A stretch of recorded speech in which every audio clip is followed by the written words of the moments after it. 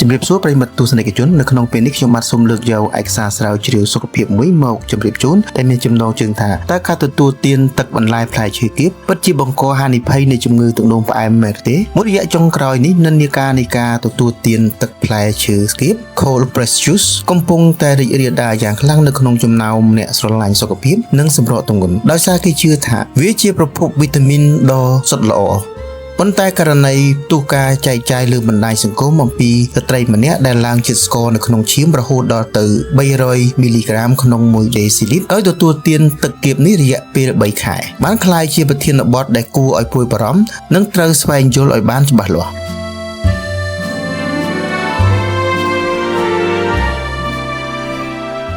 ហេតុអ្វីបានជាទឹកផ្លែឈើគៀបអាចក្លាយជាអន្ទាក់ជាតិស្ករតាមបច្ចេកទេសវិទ្យាសាស្ត្រការញ៉ាំផ្លែឈើស្រស់និងការញ៉ាំទឹកគៀបគឺមានផលប៉ះពាល់ដល់រាងកាយខុសគ្នាស្រឡះការបាត់បង់ខែលការពារជាតិសរសៃនៅពេលដែលយើងគៀបយកតែទឹកហើយបោះចោលកាកសរសៃ fiber វាប្រៀបដូចជាយើងកំពុងតែដកចេញនៅហ្វ្រាំងបញ្ឈប់ជាតិស្ករជាតិសរសៃមានតួនាទីយ៉ាងសំខាន់នៅក្នុងការបន្ថយល្បឿននៃការស្រូបយកជាតិស្ករទៅទុកក្នុងចរន្តឈាម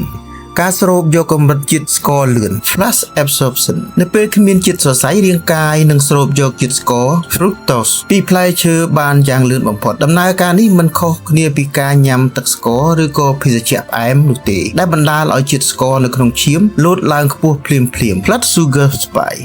បញ្ហាអាំងស៊ូលីននិងទម្ងន់ការញ៉ាំទឹកគៀបមិនអាចធ្វើឲ្យយើងឆ្អែតបានយូរដូចជាញ៉ាំផ្លែឈើទាំងមូលនោះទេកត្តានេះជំរុញឲ្យយើងញ៉ាំអាហារផ្សេងទៀតលើសតម្រូវការនិងនាំឲ្យលើសកាឡូរីនិងលើសទម្ងន់ដែលជាហេតុដើមធ្វើឲ្យកោសិការាងកាយស៊ាំទៅនឹងអាំងស៊ូលីននិងឈានទៅរកជំងឺទឹកនោមផ្អែមប្រភេទទី2រូបមន្តទឹកគៀបដែលគ្រោះថ្នាក់បំផុតអ្នកជំនាញបានព្រមានថាទឹកគៀបដែលមានសារធាតុពីផ្លែឈើផ្អែមច្រើនជាងបន្លែឬការបន្ថែមបន្លែមើមដែលមានសន្ទុះជាតិស្ករខ្ពស់ដូចជាការ៉ុតឬក៏មើមយ៉េនក្នុងបរិមាណច្រើនគឺវាប្រៀបបានទៅនឹងគ្រាប់ជាតិស្ករដែលបណ្ដាលឲ្យលំពែងធ្វើការធ្ងន់ធ្ងរតើគួរទទួលទានបែបណាទើបផ្ដល់គុណសម្បត្តិពិតប្រាកដប្រសិនបើលោកអ្នកនៅតែចង់ទទួលទានភេសជ្ជៈបែបធម្មជាតិអ្នកជំនាញអាហារូបត្ថម្ភបានផ្ដល់អនុសាសន៍ដូចក្រោម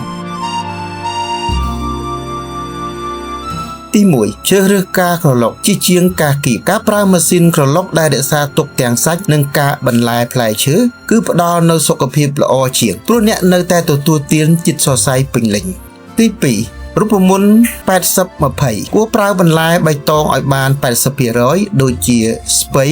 ត្រសក់សាឡាត់និងប្រើផ្លែឈើដែលមានជាតិស្ករទាបត្រឹមតែ 20% ប៉ុណ្ណោះសម្រាប់បង្កើនរសជាតិ3កុំញ៉ាំជំនួសបាយឬញ៉ាំពេលពោះទទេការញ៉ាំពេលពោះទទេធ្វើឲ្យជាតិស្ករជ្រាបចូលទៅក្នុងឈាមកាន់តែលឿនធម្មជាតិបានបង្កើតផ្លែឈើមកជាមួយនឹងជាតិសរសៃដើម្បីតុល្យភាពការញ៉ាំផ្លែឈើស្រស់ទាំងមូលនៅតែជាជម្រើសដ៏ល្អបំផុតសម្រាប់សុខភាពការផ្លាស់ប្ដូរទម្លាប់ពីការគៀបទឹកមកជាការក្រឡុកឬញ៉ាំស្រស់គឺជាការវិនិយោគដ៏វៃឆ្លាតសម្រាប់សុខភាពរយៈពេលវែងរបស់លោកអ្នក